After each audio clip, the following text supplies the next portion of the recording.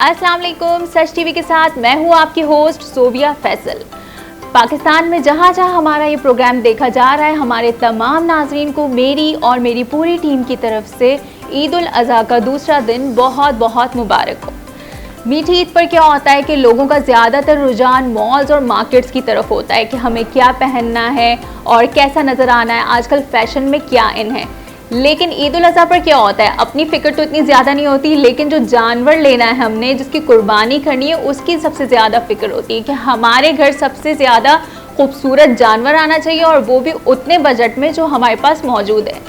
उसके बाद हम उस जानवर को लेकर आते हैं, उसकी देखभाल करते हैं और उसके नाज नखरे उठाने के बाद जब हमें उससे बहुत ज़्यादा लगाव हो जाता है तो फिर एक ऐसा वक्त आता है कि हमें उसकी कुर्बानी करनी पड़ती है।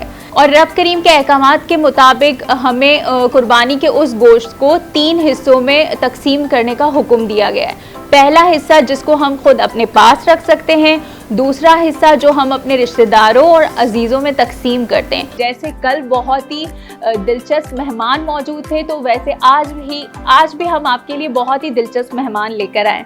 तो सबसे पहले हम आपकी मुलाकात करवाते हैं नायाब वेलफेयर की CEO डॉक्टर लुबना हफीज सिद्दीकी। अस्सलाम वालेकुम। जी डॉक्टर साहिबा, कैसी हैं आप? अल्हम्दुलिल्लाह। ईद मुबारक। खैर मुबारक। कैसा रहा आपका ईद का दिन?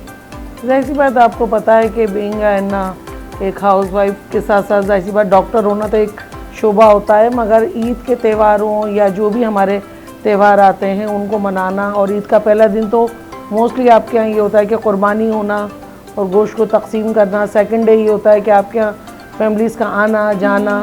फिर ये होता है कि आप कुछ मुस्तहिकीन ऐसे होते हैं जिनको बाकायदा, मेरा अपना ये होता है तरीक़ेकार कि कुछ हम बना के उनको दे दें। बिल्कुल। गोश्त को उनको सेव करना ये बहुत उनके लिए इशू होता है, तो सारी सी बात इन सब चीज़ों को करना, ये सब मैनेज करना। डॉक्टर लुबना, तो आपसे हम मज़ीद गुफ्तगू करते हैं, लेकिन पहले हम अपने दूसरे मेहमान जो हमारे साथ मौजूद हैं वो हैं MQM पाकिस्तान के MPA सैयद अब्बास जाफरी। अस्सलाम वालेकुम सर, कैसे हैं आप? अल्लाह का शुक्र।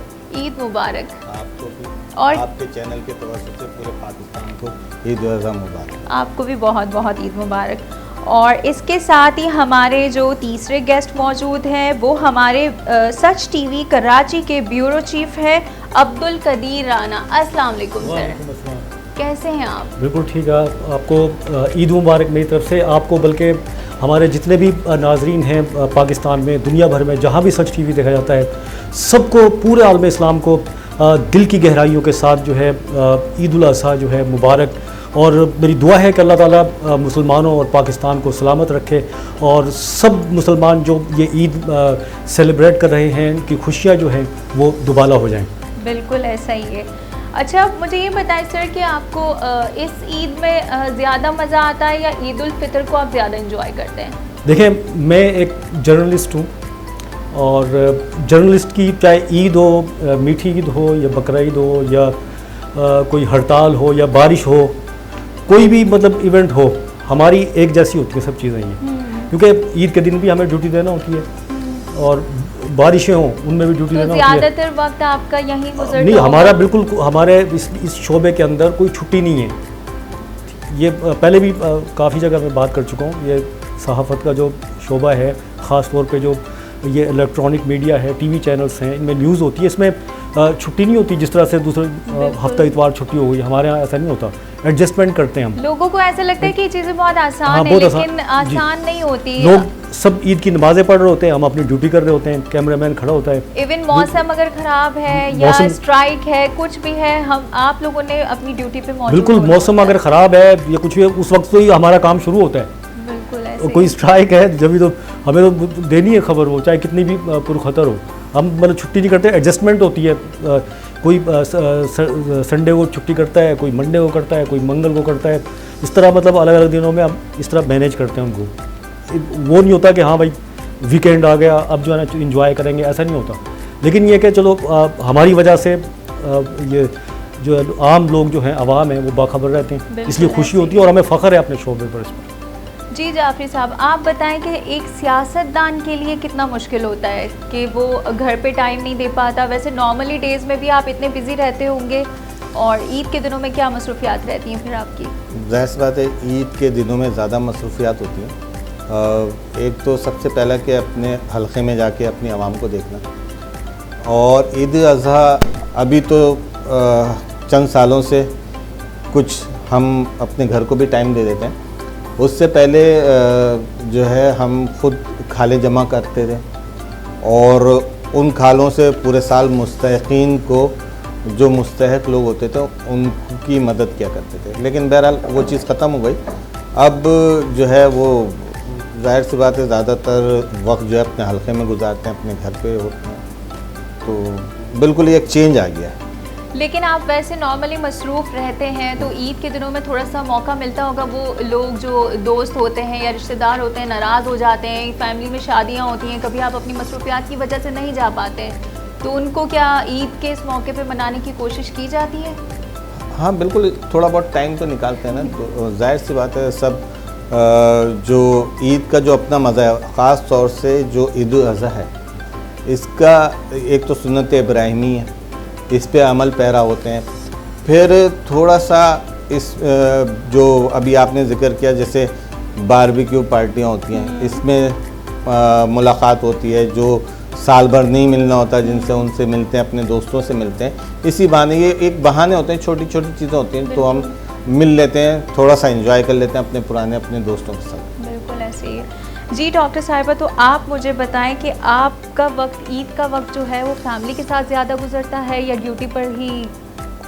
नहीं, अब तो खैर ये कि मतलब ड्यूटीज़ इस तरह की है ना, मतलब हो गई जैसे सिंध गवर्नमेंट में कि सुबह 9 से और 2 बजे तक, तो मोस्टली मतलब हमारी जो एक्सक्लूसिव हमारे हॉलीडेज़ होते हैं वो होते हैं। मगर ये है कि फैमिली के साथ ही ऑलमोस्ट ये तीनों दिन क्या जो भी छुट्टी आए तो मेरा ये होता है कि फ़ैमिली के साथ। अच्छा। क्योंकि फैमिली मेरे लिए, मैं समझती हूँ फर्स्ट प्रायोरिटी आपकी फैमिली होती है। फिर आप अगर अपने घर को टाइम नहीं दे रहे और बाहर सबको टाइम दे रहे हैं, तो मैं समझती हूँ कि जिस वक्त हमारा मैंने जो अपने एक सीनियर्स को देखा ना कि आखिरी वक्त में आप अकेले फैमिली के साथ होते हैं, उस वक्त फैमिली इन चीज़ों को जो बेयर कर चुकी होती है ना, बच्चे या वाइफ हो गई या हस्बैंड हो गया, तो वो आपके लिए ये डबल आपको उसका हर चीज़ को बेयर करना पड़ता है। तो मगर मेरे लिए ये होता है कि ईद के तीनों दिन के मोस्टली ये होता है कि फैमिलीज़ के ही साथ, और फिर उसके बाद होता है कि फैमिली फ्रेंड्स हो गए, कुछ कोलीग्स हो गए, तो वो एक फर्दर आपकी चलती रहती है 10-12 दिन पार्टीज़ के। हमने जैसे अगर अब्बासी में, तो वहाँ पे हमने ये करा कि गेट टुगेदर करा, वन डिश पार्टी की, तो सब ये कहते हैं 10 दिन बाद। तो शुरू के 1 वीक तो ऑलमोस्ट सब अपनी फैमिलीज़ में होते। जब कुर्बानी होती है तो कुकिंग आप खुद करती हैं या? नहीं, कुकिंग अल्हम्दुलिल्लाह शौक है आपको? शौक बहुत। क्या बना लेती हैं? वेरी फर्स्ट डे तो जैसे हमारे ये होता है कि जैसे कल कुर्बानी हुई तो आज वो उसी वक्त आपने कलेजी, जाहिर सी बात उस पर सुन्नत भी है बना के, एक शुरू से सुना के सुन्नत है और उसी दिन ख़त्म करना, तो बना के जो आते हैं कसाब वगैरह उसमें वो तकसीम कर देना, और फिर जो मिलने वाले 1-2 लोग, जो लोग आ गए, फिर काम वाले हैं, घर वाले, तो उसको बना के वो ख़त्म करना। और एक स्पेशल ये होता है उस रात बच्चे मिल के ना एक बारबेक्यू करते हैं, तो छोटी छोटी बोटियाँ कटनी हैं, तो मुझे उसका एक अलग मज़ा है ना, उसका लगता है कि एक अच्छा एंजॉय करके इसको कर रहे होते हैं। जी, तो जाफरी साहब आप मुझे ये बताएं कि आप ड्रामे ज़्यादा देखते हैं या आपका इंटरेस्ट करंट अफेयर्स की तरफ ही रहता है? देखिए, ज़्यादातर तो हम करंट अफेयर्स की तरफ रहते हैं। अगर टाइम मिल जाता है तो कोई ड्रामा देख लिया, वैसे तो कोई ड्रामा सीरियल पहले देखा करते थे, अब नहीं। तो करंट अफेयर्स में क्या आपकी मजबूरी है देखना या इंटरेस्ट भी है? इंटरेस्ट है हमारा, इंटरेस्ट मजबूरी है। नहीं है, इंटरेस्ट है। क्योंकि जब जो काम आप कर रहे हैं उसको सही तरीके से नहीं करेंगे तो उस काम के साथ आप ईमानदारी नहीं करेंगे। मजबूरी ना, जो भी काम करें मजबूरी समझ के नहीं, उसको जो भी काम करें इबादत समझ के करें। ठीक है, तो ये गुफ्तगू जो है इतनी प्यारी सी, ये तो कंटिन्यू रहेगी, लेकिन अब वक्त होता है एक छोटे से ब्रेक का, तो ब्रेक के बाद आपसे मुलाकात होगी।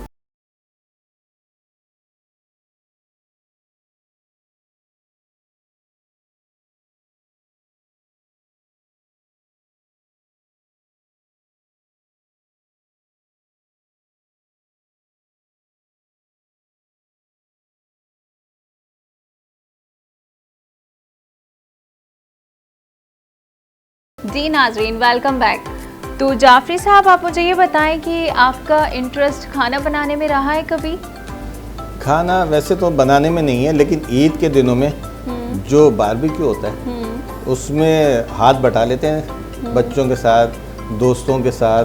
जो टिक्के बन रहे होते हैं वो तो बन रहे होते हैं ना, उसमें मसाला जो लगा के रखता है उसके हम बना देते हैं। अच्छा, तो मसाले वगैरह वो लगा के मिले तो फिर आप उसको फिर बना लग जाएगा, लेते फिर हैं। काम तो कर फिर तो लेंगे। उसमें कुछ होता ही नहीं है, नहीं, उसको तलना उसको जो है वही तो काम वो होता तो सिर्फ है। ग्रिल करना होता है। उसमें जो हवा देना होता है उसको, जो धुआं लग रहा होता है वो तो, लेकिन वो तो मेरे ख्याल से खवातीन और जो इतने खुशबू आराम उठ रही से होती है। कर नहीं सकती उसकी है। बोटियां स्पेशली कटिंग करना ना, ये मर्दों का शोभा होता है। हाँ। हम तो सिर्फ मसाला लगाते हैं। कटिंग औरतों का आप- काम जी मसाला उसमें लगाना। गोश्त को काटना, ठीक है, बोटे होते हैं फिर पूरे, ठीक उनको है, थोड़ा सा काटना। मेहनत का काम हो रहा है हाँ, कटिंग जी, जी। करना। और राना साहब आप? नहीं, अपना जिस तरह जाफरी साहब ने कहा, इतना टाइम ही नहीं मिलता सब चीज़ें हैं। मैंने पहले ही बताया, खाने पकाने का कहाँ टाइम मिलता है। खाने का बहुत शौक होता है, अल्लाह का शुक्र है, सब चीज़ें खाते हैं।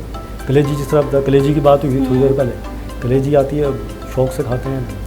फिर गोश्त आता है खा मुख्तलिफ- तो लेते, हाँ। बनाते क्या है वो नहीं, बताएं। बनाता नहीं, बनाता कुछ नहीं, भी नहीं, कुछ भी नहीं बनाता। कोई बारबेक्यू, कोई ग्रिल भी नहीं कर लेते? नहीं, वो अगर कोई पार्टी भी होती है ना दोस्तों की, तो उसमें मैं बिल्कुल इसमें नहीं करता मैं। अच्छा, वो दूसरे ही बनाते हैं। दूसरे वो खाने बनाते का, हैं, हाँ। आप कहते हैं कि बस मुझे खाने बताते का रहते हैं शौक कि है। किस तरह करना है कि अब इसको ये टर्न कर दो, ये जल रहा है, ये कर लेते हैं। हाँ, इसमें खाने में बिल्कुल भी नहीं है। हाँ, ये मतलब कभी कराची से बाहर होते हैं, गांव जाते हैं, मछलियाँ पकड़ते हैं, उस पकड़ने तक की हद तो ठीक है। बनाते नहीं है वो फिर उसको। बनाने के लिए जो है ना, मतलब उसमें बिल्कुल भी, और से बनवाते हाँ, हैं। किसी और से। वो होते हैं, मतलब 7 दोस्त होते हैं, वो सब वो करते हैं। इसी तरह ईद के ऊपर होता है कभी कभी प्रोग्राम, तो वो बारबेक्यू बनता है, वो एंजॉय करते हैं बहुत ज़्यादा। जाफरी साहब, आप जो बता रहे हैं इनको कि बताते हैं, तो आपको ही ऐसे सब कौन बताता है कि ऐसे घुमा लें, ऐसे बन गया यहाँ से? हम खुद बताते हैं। खुद ही बताते हैं, हाँ, खुद खुद बताते भी और भाई, बनाते भी है। देखें, उसमें ज़रूरी नहीं है कि मैं बैठा हूँ उसके सामने, वो जो अंगीठी कह लें या जो भी कह लें उसको, चूल्हा कह लें, उसके सामने जो भी बैठा होता है, कभी उसमें जो धुआं लग रहा होता है ना, उसकी वजह से वहाँ से उठना होता है। फिर जब उसको बना रहे होते हैं ना, तो सिर्फ उसको रखते नहीं है, उसके ऊपर एक हमने लकड़ी के आगे एक कपड़ा लगाया होता है, उसको तेल में डुबो के तेल भी लगा रहे होते हैं उसके बढ़िया। ऊपर। माशाल्लाह, आपको तो अच्छी खासी मालूमात है जाफरी भाई। नहीं तो आपको तो, हाँ, मतलब आप मुझे ये अमूमन मतलब ये कराची में, मतलब जो नहीं, अच्छी- basically हम यहाँ के जो मैं तो देखें, बनता है। मैं आपको एक बात बताऊँ, मैं पूरे पाकिस्तान में घूमा हूँ, और जिस तरह त्यौहार कराची में मनाए जाते हैं ना, कहीं नहीं मनाया जाता। पूरे पाकिस्तान में वैसे नहीं। ईद उल अज़हा मैं 2 दफ़ा ऐसा हुआ कि मैं एक दफ़ा जो है लाहौर में था और एक पिंडी में, 2 दफ़ा मैं कराची से बाहर था। तो जिस तरह आप यहाँ पे गली महल्ले में चले जाएं कि वो गाड़ी लगाकर और उस गली में गायें खड़ी हुई हैं, बकरे खड़े हैं, बच्चे घूम रहे हैं, तो लाहौर में मैंने जो मेरे साथ दोस्त थे वहाँ पे, जो हमारे पार्टी के लोग थे, उनको मैंने बोला कोई ऐसी गली हो तो दिखाओ मुझे, नहीं दिखी मुझे। लेकिन कहते हैं कि उसके साथ साथ यहाँ पे जितनी गंदगी होती है वो भी वहाँ नहीं होती है। टाइम टेकिंग देखिए वो तो साफ हो जाती है ना। है। ये देखिए, इसी में आप मजा है। आप इसी में तो आप जो कराची में इन सारे त्योहारों का कोई भी त्यौहार ले लें, चाहे आप रमज़ान ईद ले ले लें, रमज़ान ले लें, रमज़ान में जिस तरह से यहाँ पर लोग जो है गरीबों लगाते की हैं। मदद करते हैं और सहरी का और अफ्तार का इंतज़ाम करते हैं, पूरे पाकिस्तान में नहीं होता। इसी तरह ईद उल अज़हा जिस तरह मनाई जाती है कराची में, तो आप देखें ना, इसीलिए तो कहा जाता है कराची में जो मंडी लगती है एशिया की सबसे बड़ी मंडी होती है। आप उसमें जाके देखने, मेरा तो घर उस तरफ है, उस जगह से गुजरना जो है वो बड़ा मुश्किल होता है, आधा पौन घंटा वहाँ पे लाइन में खड़े रहें, फिर हम जाते हैं, बहुत रश होता है। और जाहिर सी बात है, हर कोई, जैसे आपने अपने प्रोग्राम के शुरुआत में बोला कि अपने पसंद का जानवर, लोग वहाँ पे जानवर होते हैं, पसंद के लेकर आते हैं। और मेरा ईमान ये है कि आप जितने पैसे जेब में रख के गए, इंशाअल्लाह अल्लाह के करने से उस अमाउंट में आपको अच्छी चीज़ मिलती है। बिल्कुल, जब मैं जैसी थोड़ी नीयत हो। सी इनकी बात को बढ़ाता हूँ, बिल्कुल जाफरी भाई की, कराची की जो ये मवेशी मंडी है, एक ही मंडी नहीं है, बहुत सारी और भी लगी हुई हैं। ये तो होती है सबसे बड़ी, और भी बहुत सारी मंडियाँ हैं। अभी DHA की तरफ वहाँ भी लगी थी ईद पे। और होता ही है, मैं तो चांद रात को होता क्या है, पूरे पाकिस्तान का जानवर यहाँ आता है, पूरे पाकिस्तान का। चांद रात को ऐसा देखा है, लोग जो है ना यूँ टूट रहते हैं, बस ये मैं ले लूँ, नहीं बचता। और बाकी मैंने ख़त्म होते देखा कई मरतबा। मैंने तो ये भी सुना है कि हाँ। लोग ईद के दिन भी जानवर लेने जाते हैं ताकि उनको दूसरे सस्ता दिन मिल भी जाए। जाते हैं। बिल्कुल दूसरे तीसरे दिन, लेकिन बाज़ दफ़ा तो बच जाते हैं, बाज़ दफ़ा ऐसा होता है, एक दो मरतबा ऐसा हुआ ईद पे कि चांद रात को ही ख़त्म हो गए, सब नहीं लेके आए लोग, जानवर ख़त्म हो गए। लोग अब ढूंढ रहे थे किस तरह कोई जानवर हमें मिल जाए, जैसा मिल रहा था फिर वो चॉइस वगैरह, पैसे भी हैं लेकिन वो चॉइस ख़त्म हो गई थी। बिल्कुल मतलब जज्बा है यहाँ पर बिल्कुल कराची के लोगों के अंदर, और जज्बा है। जिस तरह रमज़ान में हमने यहाँ की जो सड़कें देखी हैं इफ्तारी के वक्त, जो दस्तरखान लगे हुए देखे, नहीं देखे किसी दूसरे शहर में। इस तरह का अल्लाह ताला करते हैं दूसरी जगह भी, लेकिन इस तरह। आपको क्या लगता है कि आजकल जो इतनी महंगाई हो गई है तो इस चीज़ में कितना फ़र्क आया है? बहुत से लोगों ने सुना है कि कुर्बानी नहीं की इस साल। नहीं, लेकिन ये हमेशा की होती है, मुझे पता नहीं क्यों ऐसा लगता है इस तरह के मिथ, जैसे कि अभी आपको पता है कि आजकल उसमें वायरस आया हुआ है, उसके बावजूद हमारे अल्हम्दुलिल्लाह मेरी यहाँ पे जमशेद रोड पे हमारी रिहाइश है, उसमें आप बिलीव करें कि कोई गली ऐसी नहीं है कि जहाँ बाकायदा एहतमाम से, वहाँ मोस्टली मेमन्स कम्युनिटी रहती है ना सर, तो आप बिलीव करें उन्होंने पूरे पर डे के हिसाब से मेरे ख्याल से 5,000 रुपये पर डे पे बंदा रखा है, वो खाना पीना लाता है, इतनी बल्क में है, और एक गाय कम से कम 5 लाख से स्टार्ट है। अच्छा, जज्बा भी है, फिर मतलब ये मिथ तो आते हैं, फैक्ट वैसे भी अगर है। देखा जाए तो हमेशा से हम सुनते आ रहे हैं बचपन से ही कि महंगाई बहुत हो गई है, बहुत हो गई है, और ये तो सुनते ही आ रहे हैं। तो इस बार भी है कि वक्त के साथ साथ तो चीज़ें महंगी होती है और महंगाई तो होती है। देखिए होती है, मगर जो जज्बात आपके होते हैं ना किसी भी काम को करने के, अगर जस्ट सपोज मैं ये सोचूं कि मतलब मुझे एक सूट लेना है, 10,000 का लेना है, ख़वातीन तो कुछ भी करेंगी, लेंगी, चाहे वो 6,000 वाला सूट 10,000 का हो जाए। और जब आपको नहीं लेना, अगर किसी की इस्तात नहीं है, तो वो अगर सोचेगा मेरी नहीं है, हालात ऐसे हैं, अब नहीं करूं, तो मुझे लगता है अल्लाह ताला फिर उसकी इस्तात करता भी नहीं है। बिल्कुल। देखिए, इसमें जो मैं आपकी सोच होती आपकी बात में एक बात ऐड कर दूं कि जो शरीयत ने कानून रखा, जो शरीयत में हमें चीज़ें पता चलती हैं कुर्बानी के हवाले से, तो मेरा ख्याल है कि जब ये चीज़ बन रही थी, जब ये कानून बन रहा था, तो शायद ये सोच के बनाया गया था कि आइंदा लोगों के पास बहुत महंगाई हो जाएगी, लोगों के क़ुव्वत ख़रीद कम हो जाएगी, तो गाय में हिस्से कर दो, जैसे 7 हिस्से होते हैं। तो ये इसीलिए शायद इसीलिए किया गया हो, मैं उसको ज़्यादा बेहतर नहीं समझता और इतनी शरीयत के बारे में इल्म नहीं है, लेकिन मैं ये समझता हूँ कि जो है इसलिए ये रखा गया हो। और आपने बात करी ना, देखें बिल्कुल एक हकीकत है कि जिस तरह पहले कुर्बानी हुआ करती थी, महंगाई की वजह से कमी आई है, बिल्कुल आई है। जैसे 4 भाई हैं, वो पहले अलग अलग गायें लेकर आया करते थे, अब चारों भाइयों ने हिस्से कर लिए, तो एक फ़र्क तो आया। या मोहल्ले में लोगों ने हिस्से में गायें कर ली, तो ये एक फ़र्क तो आया है। महंगाई की वजह से कुर्बानी पे फ़र्क आया है। पहले बेइंतहा हुआ करती थी, अब जो है ना, जैसे ये बता रहे थे कि मैंने खुद अपनी आंखों से मंडी खाली होते हुए देखा है, लेकिन पिछले 3-4 सालों से मंडी खाली नहीं हो रही। लोग जानवर लेके वापस जा रहे हैं इस महंगाई की वजह से, क्योंकि जानवर, मुझे अच्छी तरह याद है जब मैं जब छोटा था, मैंने पहली गाय जो ख़रीदी थी वो 3,500 रुपये की ख़रीदी थी, वरना तो बकरे हुआ करते थे। ये तो गाय का बाद में आया ना सारा, पहले तो लोगों के यहाँ बकरे हुआ करते थे, लेकिन थोड़ा सा हमारे अंदर दिखावा बढ़ा तो हमने गायें ख़रीदना शुरू करी, और फिर वो गायें महंगी होते होते आज जो है 25 लाख और 1 करोड़ तक की गायें मिल रही हैं। बहरहाल ये सब पैसे नहीं देखे जाते, इसमें नीयत होती है, हर एक की नीयत वही है, लेकिन थोड़ा सा एक दिखावा भी शामिल हो गया है और बहुत ज़्यादा महंगाई का असर हुआ। लेकिन दिखावा नहीं करना चाहिए, वैसे नहीं करना चाहिए, बिल्कुल नहीं का करना अमल चाहिए। है, तो मेरे ख्याल से हमें दिखावा नहीं करना चाहिए, बल्कि इसको बिल्कुल अल्लाह की रज़ा के लिए करना चाहिए। बिल्कुल अल्लाह की रज़ा के लिए क्योंकि करना समटाइम्स चाहिए। हम दिखावा करते हैं तो उससे हमें मालूम नहीं होता, लेकिन जो अफोर्डेबल नहीं होते उनकी दिल आज़ारी हो जाती है। उसी की वजह से ना जो महंगाई हुई है, जो चीज़ों की कीमतें बढ़ी हैं, इसी की वजह से कि हमने जाके ख़रीदना शुरू करी। हम तगड़े जानवर और कैसे कैसे जानवर खरीदते हैं हम, तो वो जाहिर सी बात है जो उसको उस जानवर को उस तरह का बना रहा है, उसने उसके ऊपर एक कॉस्ट लगाई है, तो वो जितना खूबसूरत जानवर होगा उसमें उसके पैसे बढ़ते चले जाएंगे।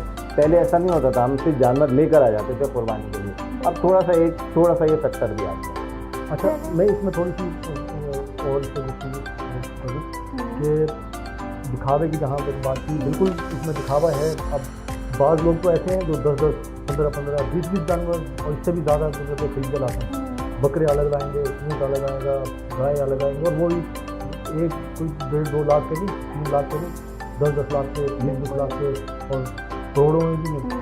ठीक है, तो इस तरह से, और फिर वो लेके आते हैं तो जिसके देखा देखी दूसरा भी होता है, यहाँ के लेके आते। और फरमाइश किसी की होती है? बच्चों की, बच्चों के आदमी। अब अल्लाह करे उनकी नीयत ही हो, कुर्बानी वाली हो। मैं तो नहीं कहता किसी की नीयत को शक करूँ, यार वो अल्लाह करे उनकी नीयत ये होगा मैं कुर्बानी कर रहा हूँ। ठीक है, लेकिन ऐसा मैंने देखा है कि वो फिर वो अपने बच्चों की फरमाइश से वो दूसरे भी लेके आते हैं। बच्चों को भी समझाना चाहिए, क्योंकि हम हमारे बच्चे जिद करते हैं और कुछ माँ बाप ऐसे होते हैं जो अफोर्ड नहीं कर पाते, तो उनके बच्चे भी अगर जिद करेंगे तो ये ठीक नहीं है। चलिए ठीक है नाज़रीन, अब वक्त हुआ एक ब्रेक का, तो इसके बाद हम फिर आपसे मुलाकात करते हैं।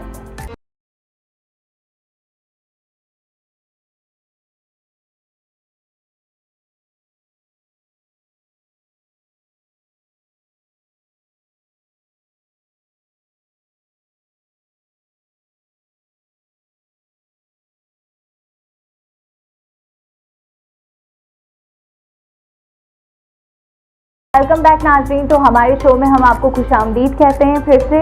डॉक्टर साहिबा, आप मुझे ये बताएं कि हम इस ईद पे परहेज़ ज़्यादा नहीं कर पाते, रेड मीट बहुत ज़्यादा खा लेते हैं, तो इसके नुकसानात से कैसे बचा जा सकता है? देखें, एक तो रेड मीट वैसे भी अगर आप देखें ओवरऑल वाइट मीट और रेड मीट अगर हम देखें नुकसानदेह तो है। कदरे अगर अब मैं वैसे अगर शरण में देखूँ तो इसके नुकसानात मेरे जैसे बड़े भी कहते हैं और देखे भी कि अगर आप 10 से 15 दिन तक, और मेडिकल पॉइंट ऑफ व्यू से मैं बात करूंगी, 10 से 15 दिन तक अगर आप फ्रीज करते हैं गोश्त और निकाल के उसको यूज़ करके ख़त्म करते हैं तो फिर भी बेहतर है। अगर जो लोग 4-4 महीने रखते हैं, आप देखिए फ्रीज हुआ हुआ गोश्त अच्छा आप निकालते हैं, डिप रोस्ट करते हैं, फिर उसमें से कुछ निकाला, क्योंकि हमारे पास डायरिया के जो केसेस आते हैं ना, जाहिर सी बात ये बकरीद के बाद आपको पता है मुहर्रम शुरू हो जाता है।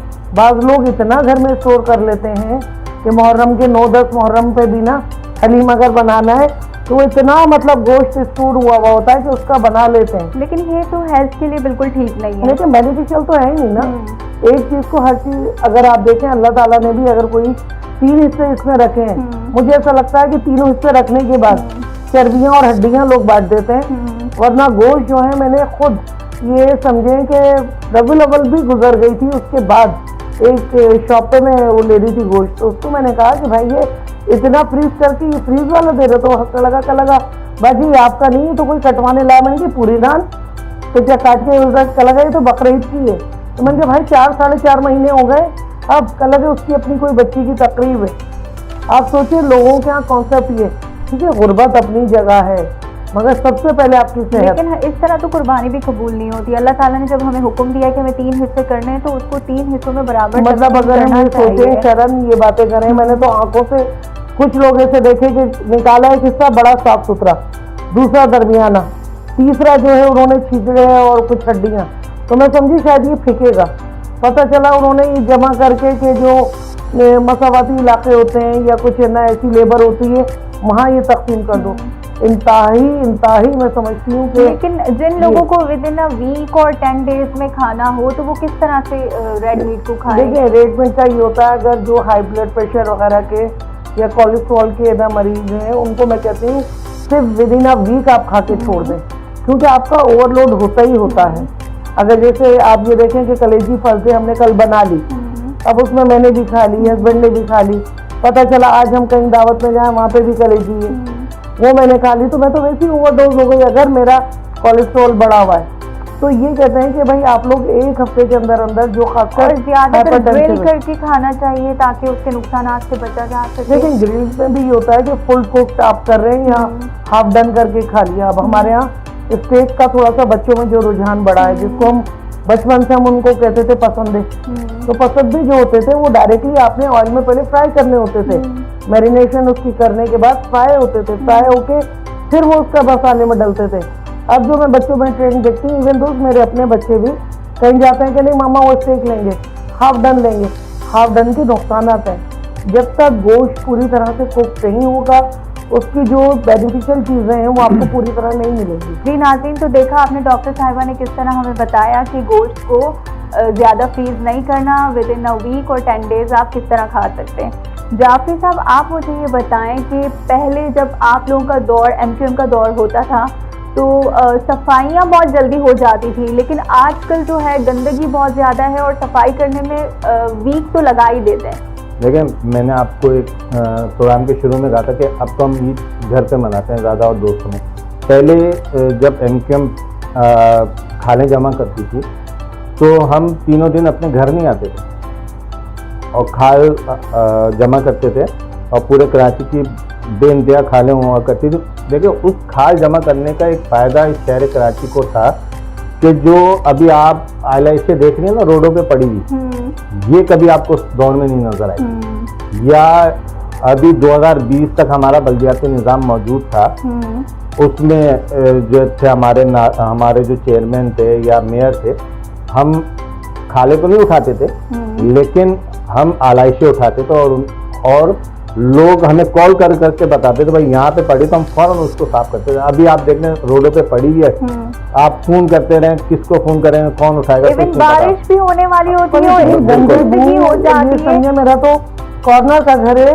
जाफरी साहब की बात को मैं कोट करूंगी, हकीकत है उस दौर में हमें नहीं लगता था, हमारी जो गार्डन साइड है वो भी सिक्योर रहता था और कुछ। अब तो ये समझिए कि कल से लेके अब तक बारिश होना जो शुरू हुई है तो उस पर बदबू मस्जिद जिस तरह की फूट रही है, तो इससे आपको बीमारियां भी बहुत बीमारियां आएंगी। आपको पता है कि कोविड तेजी से इस दौरान फिर स्प्रेड कर रहा है, मगर अब आप किसी को भी कॉल कर दें, हर शख्स कहता है ठीक है आ रहे हैं, लेकिन कब आ रहे हैं वो नहीं पता। पहले आपको एक कॉल कर दी थी? नहीं, अल्हम्दुलिल्लाह एक ही कॉल की भी जरूरत, मतलब इवन कोई लड़के 2 जा रहे होते थे ना जो खाल लेके या कुछ, तो आवाज लगा के होती थी भाई ये, तो कहते तो क्या हुआ बाजी कि भाई गाड़ी चली गई, थोड़ा ये तो उठवाओ।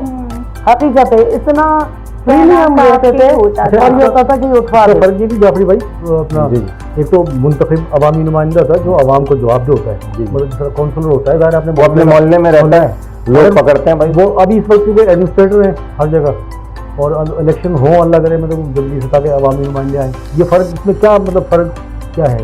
देखिए, इस वक्त जाहिर सी बात है जो है वो सारा जो है सियासी उस बुनियाद का एडमिनिस्ट्रेटर यहाँ पे मौजूद है, अवामी नुमाइंदे नहीं है।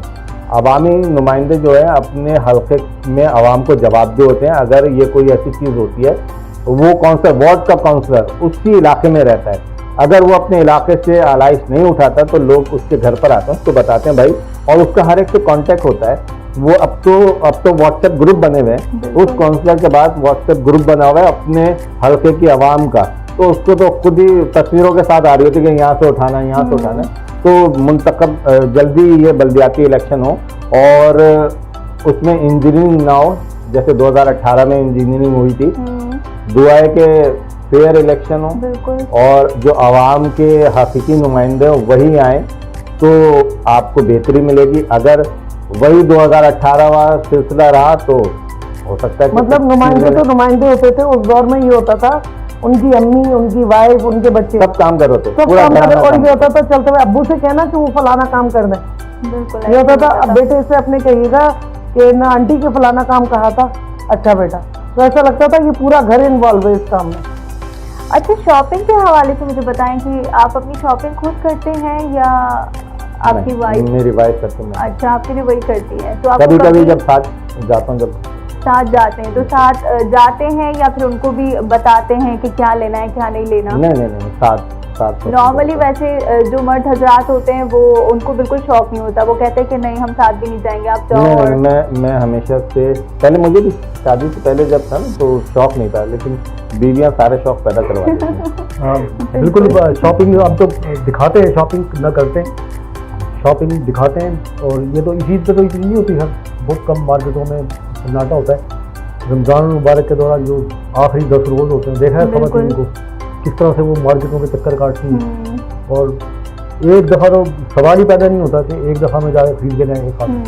मुझे मेरा तजर्बा है, मतलब मैंने बहुत ज़्यादा कवर किया है ये, कोई 4-5 दफ़ा में एक दफ़ा कब सूट खरीदेंगी, फिर वो मैचिंग की चप्पल ढूंढेंगी कहीं से, वहाँ नहीं मिली दूसरी मार्केट जाएंगी। लेकिन ये तो बहुत प्रॉब्लम होता है। हाँ, फिर चूड़ियाँ नहीं मिलेंगी तो पता नहीं कहाँ मारी फिरेंगी।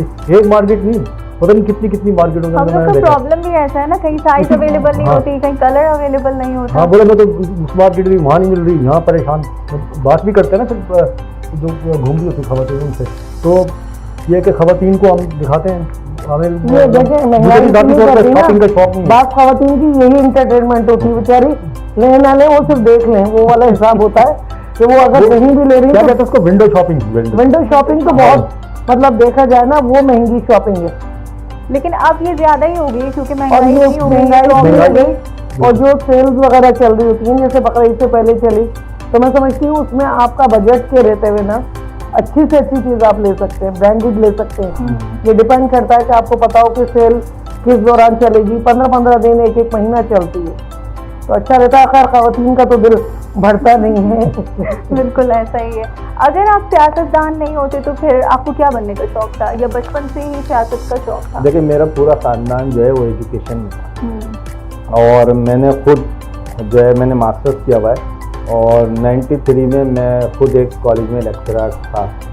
तो 97 में फिर जितने भी एडॉक बेस पे लेक्चरर, डॉक्टर, ग्रेड 17 के जितने भी लोग थे उनको हटा दिया गया था। हम्म, तो बाय प्रोफेशन जो था, मेरे ख़ानदानी प्रोफेशन एजुकेशन है। मेरे वालिद डिप्टी डायरेक्टर एजुकेशन थे, मेरे ताया जो थे चेयरमैन इंटरमीडिएट बोर्ड थे, मेरे मामू डीन ऑफ आर्ट्स फैकल्टी थे, और मेरे अभी भी कज़न जो है मुख्तलिफ कॉलेजों में तो पढ़ा फिर ये है। सियासत में आना कैसे ये हुआ? इत्तफाकिया है, एमकेएम में जो है जद्दी पुश्ती सियासत नहीं है, इत्तफाकिया सियासत है और खिदमत थी, जिस तरह हम लोगों की खिदमत करते थे।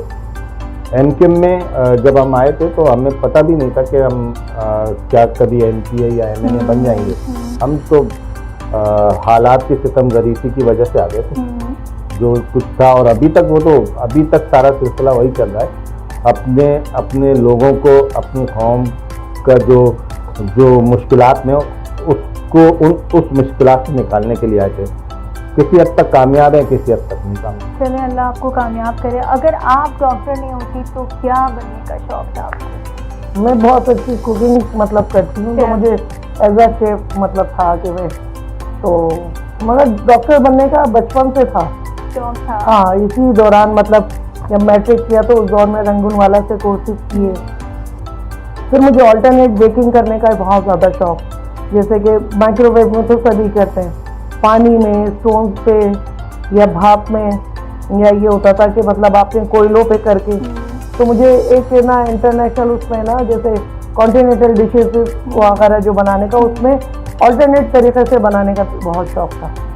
तो अगर ना होती तो शायद, शेफ मगर होती। डॉक्टर बनने का तो शुरू से था। ठीक है, तो अपनी शॉपिंग आप खुद करती हैं इतनी मसरूफियात के बावजूद? नहीं, खुद मैं हर चीज़ का एक टाइम है मेरा कि मतलब हर चीज़ को एंजॉय करती हूँ। मैनेज कर लेती है, हाँ, टाइम निकाल अल्हम्दुलिल्लाह, लेती है। अल्हम्दुलिल्लाह। और आप अपनी शॉपिंग खुद करते हैं? जी, मैं शॉपिंग बता तो दिया, मैं शॉपिंग कहाँ करता हूँ। हाँ, शॉपिंग दिखाते हैं, हम्म, शॉपिंग घर वाले ही करते हैं, अपनी तो कर लेता हूँ। हम्म। अपने लिए जो चीज़ें होती है ना, बच्चों की चीज़ें, अपने को हमें क्या लेना। लेकिन बेगम हाँ, हमारी कभी- शॉपिंग होती क्या है, एक चप्पल लेनी होती है, एक कुर्ता लेना होता है, और चलो भाई। वो तो नहीं, ठीक है, मर्दों की भी अब होती इतनी है। शॉपिंग नहीं, कोई नहीं, नहीं। तो इतना ज़्यादा तो नहीं, मर्द तो बहुत सीधा है। हाँ, सिर्फ सलवार कमीज में ही ईद होती है उसको। वो एक गए और लेके चलो भाई। नहीं, मेरे हस्बैंड की तो 10 शॉपिंग मिनट में अपनी होती शॉपिंग है। कर लेता हूँ, 10 मिनट। अगर उनको वो लेना है ईद का ना कुर्ता या चप्पल, बच्चे और मैं बस पीछे से ये होते हैं। जैसे इस दफ़ा हम लोगों ने प्लानिंग की, एक जे डॉट पे गए, कुर्ता कॉर्नर पे गए, इधर उधर गए, उसके बाद नहीं यहाँ समझ नहीं आ रहा।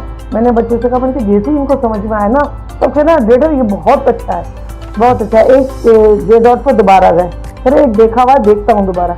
जैसे ही उन्होंने हाथ रखा ना तो और उसने कहा ये अभी आर्टिकल अभी लगाए। मैंने कहा ये तो इसका सबसे अच्छा है, सबसे। बच्चे कह रहे डेडर बहुत खूबसूरत है, ले लें। उनका बेटा अभी मार्केट देख रहे हैं तो हम मतलब तंग हो जाते हैं, इतने चूजी हैं। अच्छा, मैं उसके बरस के किसी शॉप पे गई, जो चीज़ समझ में आई बस ले ली। अच्छा, ये कोई बहुत लाखों में एक होगा। लेकिन हाँ, ये तो लाखों में उल्टा करोड़ों में system है। लग रहा है। वैसे ये कुछ हमें उल्टा तो होता system नहीं लग रहा है, वैसे ऐसा होता नहीं है हाँ। नॉर्मली। हाँ, मतलब बहुत कम। मैं तो ये होता है ना, 2-3 मार्केट हैं जैसे कौसिया मार्केट या हाइपर स्टार वगैरह, 1-2 शॉप्स हैं कि जनरेशन से लिया उधर, बस उसी शॉप पे मेरे बच्चे कहते हैं बस मामा इधर ही से खड़े खड़े ना 2-3 सूट जो पूरे 4-6 महीने के लिए लेने बस। और हस्बैंड के लिए तो ये कि उन्होंने इसी तरह उस पर हुआ स्लीपर्स लेनी थी। बच्चे ने कहा कि ये वैसे थोड़ी सी अलग लगी। बच्चे ने कहा हाँ, ये तो बिल्कुल मिजाज मुख्तलिफ है, आपका मिजाज उनमें चला गया बहुत चूजी, बहुत ज्यादा चूजी। जी नाज़रीन, तो देखा आप लोगों ने, जब मुख्तलिफ शोबों से ताल्लुक़ रखने वाले लोग एक जगह मौजूद होते हैं तो जैसे टेबल पे इतनी सारी डिशेस होती हैं तो कितना मज़ा आता है, इसी तरह से माहौल में मज़ा आता है। तो अब चूँकि हमें घर भी जाना है, ईद भी मनानी है, तो हमारे प्रोग्राम का वक्त ख़त्म होने वाला है। तो इससे पहले मैं अपने तमाम मेहमानों से गुजारिश करूँगी कि हमारे नाज़रीन के लिए ईद का पैगाम दीजिए। डॉक्टर साहिबा पहले आप। ईद मनाएं बहुत अच्छे तरीके से अपने लोगों के साथ, अपने बच्चों के साथ, अपनी फैमिली के उन लोगों में जो लोग आप समझते हैं कि जिनसे दिलाजारी हुई है या वो लोग मुस्तहक हैं, तो ईद के ही बहाने आप उनके घर बाकायदा कुछ पका के लेके जाएं। मैं समझती हूँ बजाय कि सिर्फ आप गोश्त दे दे के किसी के घर में ढेर कर दें, वो बेचारे अपनी अगर उनकी साथ नहीं है तो फ्रीज कर करके रखें। बेहतर मेरा ये होता है कि मैं समझती हूँ कि मैं जैसे नहारी या कोई ऐसी डिश बना के मैं ले जाती हूँ कि जो उनका 2 वक्त भी हो जाए और उनको बुरा भी ना लगे और वो इस इंतजार में ना हो कि गोश्त तो दे दिया, मैं मसाला जात कैसे करूँ। तो बेहतर है कि रोटी के आप रोटी भी साथ लेके जाएं, कोल्ड ड्रिंक भी लेके जाएं। तो ये मेरा पैगाम है कि इस तरह जो मतलब साहिब हैसियत लोग हैं वो इस चीज़ को अपनाएं तो मुझे अच्छा लगेगा। बिल्कुल, अगर अल्लाह ने आपको इतना दिया है तो आपको ये नेकी का काम करना चाहिए। जी राना साहब, आप बताएं। देखिए, मेरा ईद उल अज़हा का जो पैगाम है कौम के लिए, तमाम मुसलमानों के लिए, वो ये है कि कुर्बानी का गोश्त, जिस तरह के इसके 3 हिस्से होते हैं, तो लाजमी बाज़ लोग ऐसे हैं इस माशरे के अंदर जिन्हें मैं जानता भी हूँ और आप बहुत सारे सब ही जानते हैं, वो पूरा साल गोश्त नहीं खाते। और अब तो नामुमकिन हो गया है, महंगाई इतनी ज़्यादा हो गई है, तो उन तक गोश्त ज़रूर पहुँचे मुस्तहिकीन तक। और जिस तरह से यहाँ पर गुफ्तगू हुई कि फ्रीज़ कर लिया था, इस तरह ना किया जाए, बल्कि उसको ज़्यादा से ज़्यादा जो है ना उसको वसी किया जाए, इसको गोश्त को फैलाया जाए। और दूसरा मतलब मेरा जो मुखय्यर हजरात हैं उनसे ये गुजारिश है कि जो बजाय कि किसी को फौरी मतलब हेल्प करने के, उनको रोज़गार कोई अगर दे दिया जाए तो रोज़गार उसको मुहैया कर दिया जाए, कोई कारोबार कर दिया जाए तो वो सबसे बेहतर है। यही मेरा पैगाम है आज पूरे पाकिस्तानी कौम के लिए, पूरे मुसलमानों के लिए। जी जाफरी साहब। मेरा पैगाम है कि ईद बहुत सादगी से मनाएं और अपने साथ उन लोगों को ज़रूर याद रखें कि जिनके पास खाने को नहीं है। अपना कुर्बानी ज़रूर करें, अपनी जो सुन्नत इब्राहिमी है उस पर ज़रूर अमल करते हुए कुर्बानी करें और कुर्बानी का गोश्त अपने पास कम रखें और जो मुस्तहक हैं उनको ज़्यादा दें। जी नाज़रीन, तो देखा आपने कि किस तरह हमारे मेहमानों ने आपको पैगाम दिया है। तो आप जो ईद मना रहे हैं उसमें मुस्तहिकीन को बिल्कुल याद रखें और अपनी जो खुशियां हैं ईद की उसमें थोड़ा सा हिस्सा आप उनको भी दें, क्योंकि अल्लाह ताला ने आपको इस लायक बनाया। इसके साथ ही हमारे प्रोग्राम का वक्त ख़त्म होता है और आपसे कल इसी तरह मुलाकात होगी ईद के तीसरे रोज़ भी दूसरे मेहमानों के साथ। अपना बहुत बहुत ख्याल रखिएगा। अल्लाह हाफ़िज़।